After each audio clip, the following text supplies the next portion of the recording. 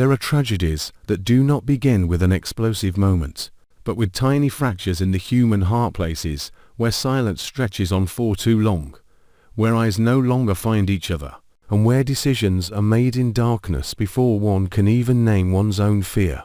When everything finally shatters, outsiders see only betrayal and guilt, but beneath the surface lies a long succession of forced choices, of anger swallowed and buried, and of a vague, persistent sense that the disaster had begun long before it ever revealed itself. Chelsea did not realize this at first, or perhaps she did, but deliberately turned away, because admitting the truth meant facing the person she had tried to bury for years. In this fall, Chelsea is no longer someone who strays because of a moment of weakness or a craving for comfort. She actively crosses the most dangerous line by reconnecting with a drug-dealing associate tied to the dark past she always claimed to have escaped. That man's return does not carry simple nostalgia, but feels instead like a cruel reminder that everything Chelsea once did, once hid, once sold off just to survive, never truly disappeared. In secret meetings,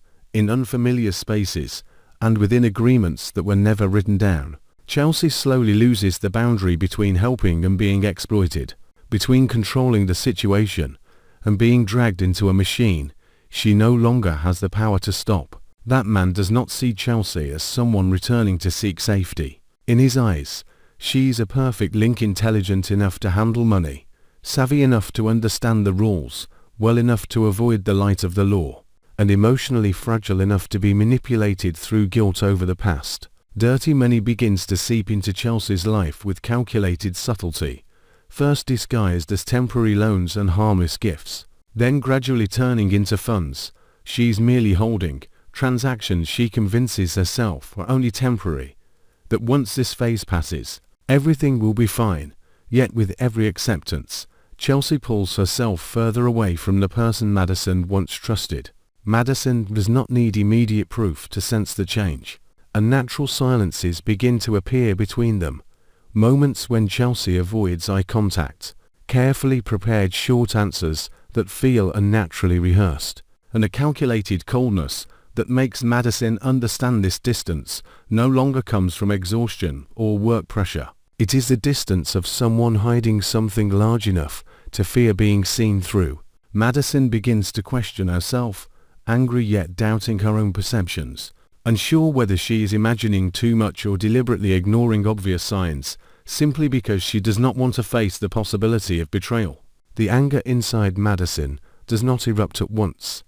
It accumulates day by day, transforming into something colder, sharper, and far more dangerous. Every small inconsistency, every unexplained sum of money, every night Chelsea comes home late with vague excuses becomes a piece in an increasingly terrifying picture.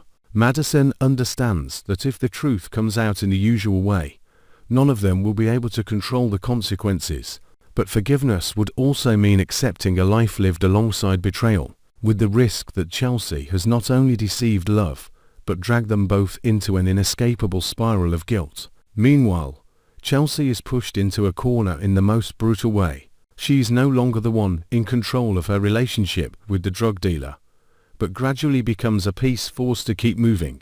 Thinly veiled threats, insinuations that her past could be exposed, and the feeling that Madison is drawing closer to the truth leave Chelsea in a state of constant tension. She fears losing Madison, fears losing her freedom, and fears herself most of all when she realizes that part of her is still familiar with danger, with the distorted sense of power that comes from standing in the middle of transactions others would never dare touch. Betrayal is no longer just a matter of love. It becomes a chain reaction. When Madison begins quietly gathering information, not to save the relationship, but to prepare for the possibility of protecting herself, the entire balance shifts. What was once love turns into a vulnerability, and shared memories are re-examined through the lens of suspicion. The pain of being deceived hardens into a cold resolve. If Chelsea has chosen this path, Madison will not allow herself to become the next victim. The greatest shock does not come from Madison discovering Chelsea's connection to the criminal underworld, but from realizing that Chelsea has prepared herself to trade everything including Madison to save herself. Loss is no longer a looming threat, but a reality taking shape. Chelsea understands that even if she turns back, the traces she has left will never completely fade. Madison also knows that whether she chooses revenge or silent departure, the damage Chelsea has caused will linger for a long time, eroding her ability to trust and to love in the future. As everything edges toward exposure, no one retains their original innocence. Chelsea stands before a final choice: continue as a pawn in exchange for temporary safety, or sever everything recklessly, accepting total loss to preserve the last fragment of her humanity. Madison, meanwhile, faces the cruelest question of all: whether personal justice is worth more than burying the past and freeing herself. In the world they are entering, no decision comes without scars, and none of them emerges whole, because some betrayals do not merely destroy relationships, but strip away the true self that each person has always been afraid to face.